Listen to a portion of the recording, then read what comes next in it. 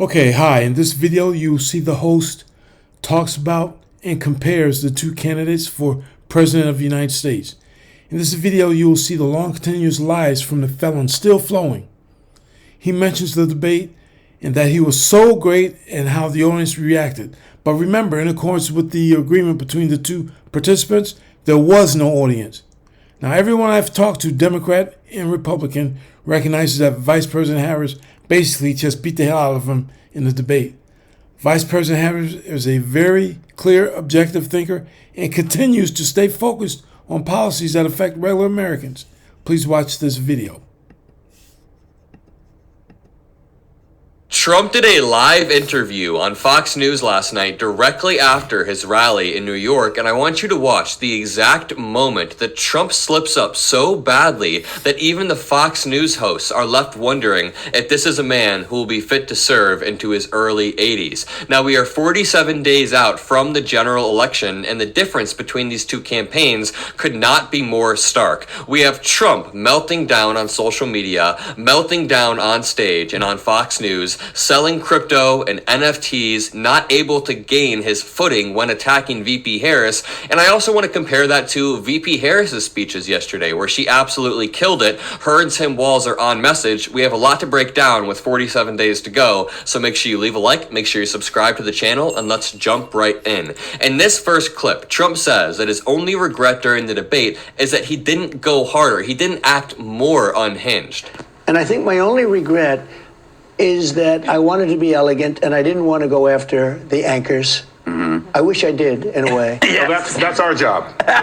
We took care. He said he wishes he did. And you know, it's funny because the first time I watched this clip, I thought Trump was saying, I wanted to be elegant. I wish I was more elegant. But at the end, he corrects himself and says, no, I wish I went after them harder, which is classic Trump fashion. You always attack, you always deflect, you lie, and you never ever admit defeat. Something I talk about a lot is how his men. Now, I'm going to pause his commentary just for a moment. He said something about deflect. And I've said that in my other presentations about Trump he's very good at deflecting. He deflects away from the policies that affect Americans. All he does is moan, groan, bitch, and complain and deflect. Roy Cohn, a New York lawyer, impressed all of these lessons onto him to never, ever admit defeat. And 60 years later, you can see these lessons manifest every single time Trump loses an election. He says it's rigged. He loses a court case. He says it's rigged. He loses a debate. He says he won. And all of this behavior can be explained psychologically by Roy Cohn's teachings about 60 years back. Now, let's compare that to Kamala Harris saying that Trump intends to end the ACA with concepts of a plan. They will cut Social Security and Medicare. They intend to end the Affordable Care Act and threaten the health care of more than 5 million Latinos in our country. All based on, I'm sure many of you saw the debate. Yes, I saw the debate and you kicked his ass. So,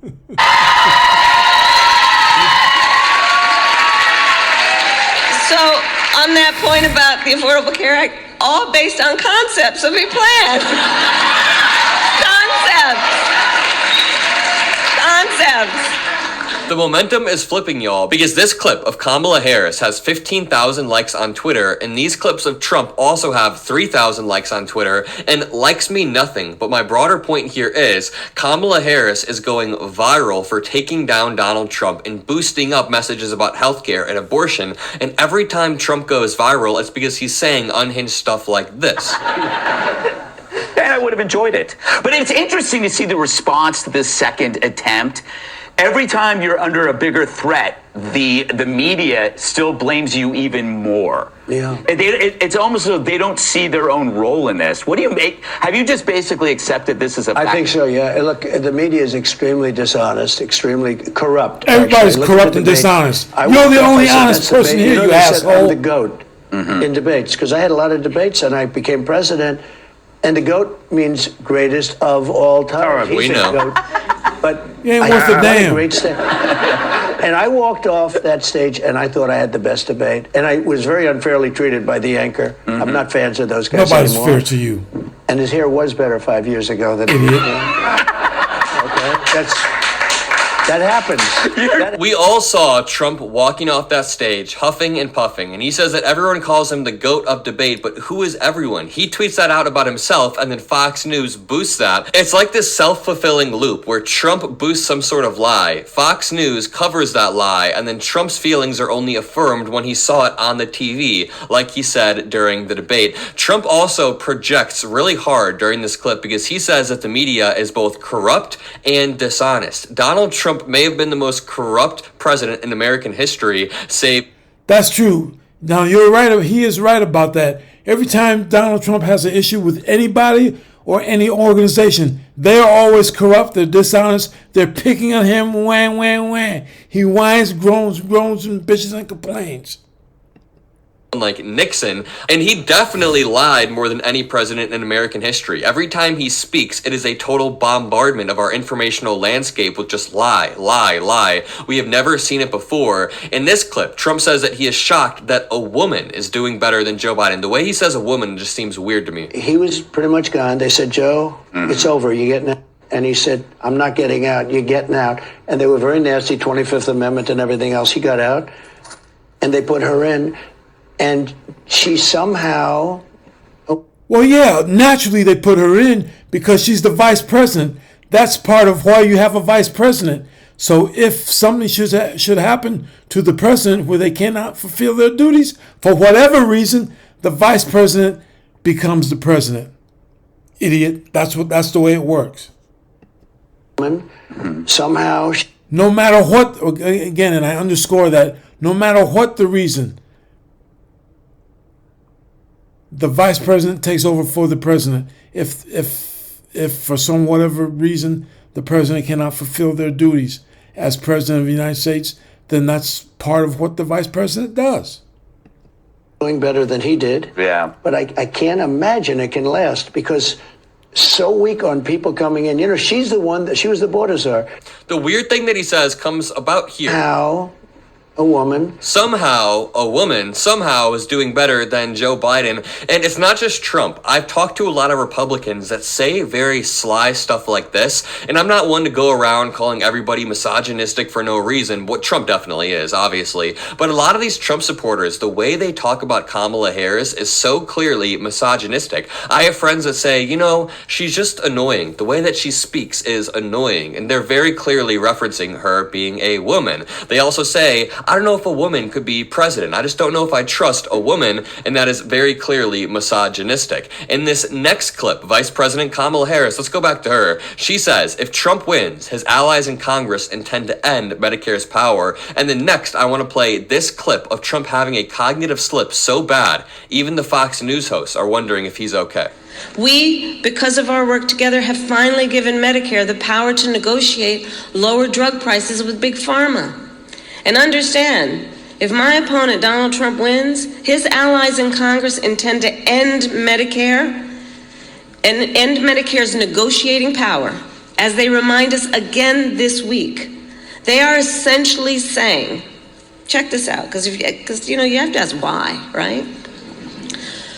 So why would you want to end Medicare's negotiating power against Big Pharma? And essentially, they're saying that it's not fair to Big Pharma. That's essentially what they're saying.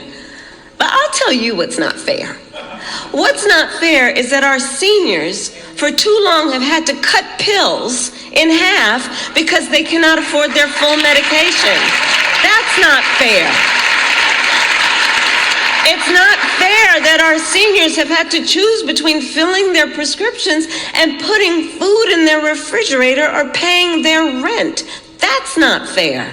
See, Kamala Harris understands what normal Americans go through, and her and Tim Walz want to help normal Americans because Kamala Harris worked at McDonald's. Tim Walz was a teacher. So many Americans can relate to that more than the dude who was a billionaire growing up and then the dude who went to an elite university that subsequently turned on that very elite university. Now, in this clip, Trump says something about the debate that was totally not true. Not just that he won, but he claims that the audience was going crazy during the debate. All of them, and they didn't correct her once, and they corrected me everything I said practically, and I think 9 times or 11 times.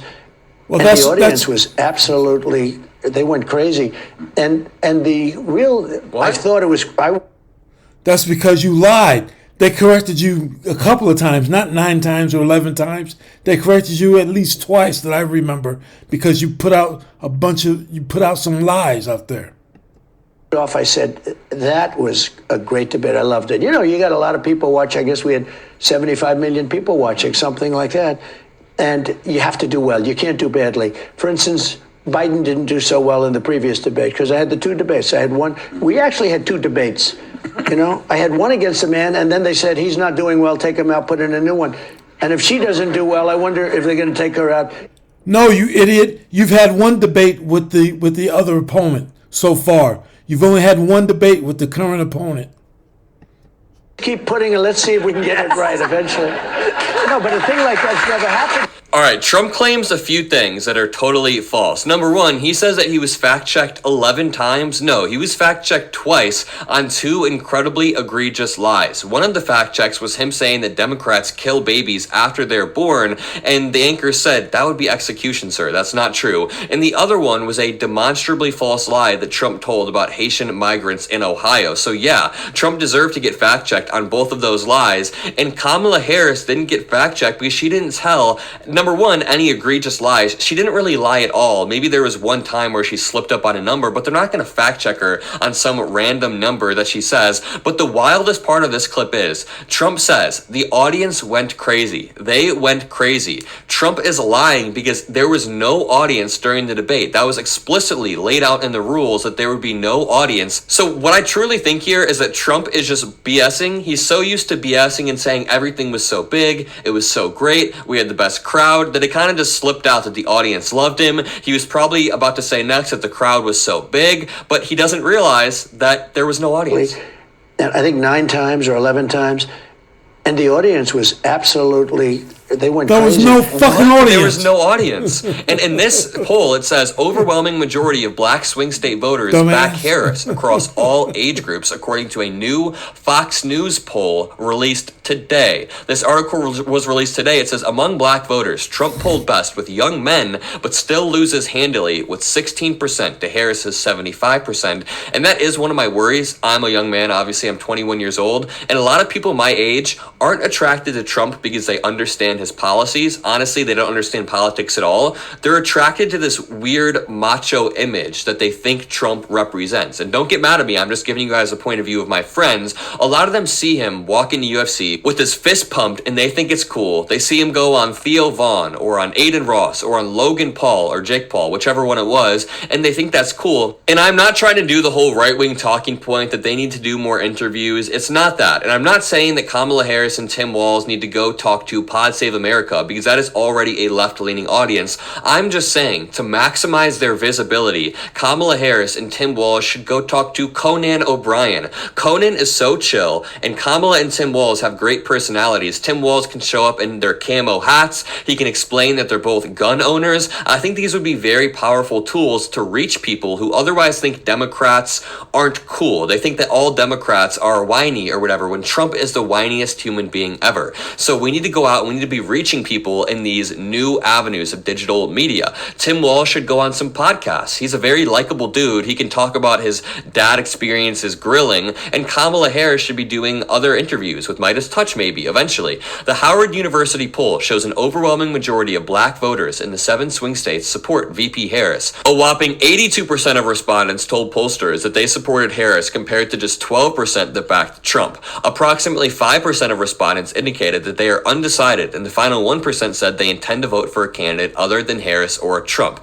This data shows a significant difference between age groups, and now that we are past Labor Day, now that we're less than 50 days out until the election, this polling is very helpful to break down. It's not going to be perfect, but it is going to be helpful. Approximately 89% of black voters over 50 years old backed Harris, while only 8% backed Trump and 4% backed an alternative candidate. And from all the people I've talked to, all the canvassing I've done, older black Americans Americans tend to be much more reliable voters. They will be very, very democratic voters because they lived through an era where their fundamental rights were stripped away. So of course, people are going to want to preserve the rights that they didn't have for so long. Among younger black voters, the majority still overwhelmingly backed Harris, 75%. That is a great number. But support for Trump doubled to 16%, and support for alternative candidates shot up to 9%. And the thing is, black Americans have every single right to be disillusioned with the institutions around them, so that will oftentimes lead people to the conclusion that neither candidate support my interest. I have black friends from college that say the whole institution is broken, I'm not even going to vote. So the goal is to show that Kamala Harris does have your best interest in mind, but these are still good numbers. Kamala Harris winning 75% is great because we had a poll a few months back that was obviously an outlier that said Trump was winning black Americans by 35%. It was obviously false, but we did have that poll. The age difference was most obvious among men. Men under 50 years old broke 72% to 21% in favor of Harris, contrasted against 88 to 10% among men over 50. Again, I do think older black Americans understand what is at stake. Let me know what you guys think about all this data in the comment section below. Make sure you leave a like, comment a blue heart. I love to hear from you guys. I love to hear your guys' experiences and what you guys are thinking heading into this election. Have a great rest of your day, and peace out. Okay, I would like to say that, in my opinion, Vice President Harris she's a normal working person who worked her way up, and she knows how to relate to regular Americans, and she knows what policies will affect us regular Americans, and she stays focused on that. She's a very clear, objective thinker, and I like that. And to me, it is a no-brainer. I prefer the person that states what they plan to do for the American population, and not the person that just talks about everybody else being corrupt. Thank you for watching.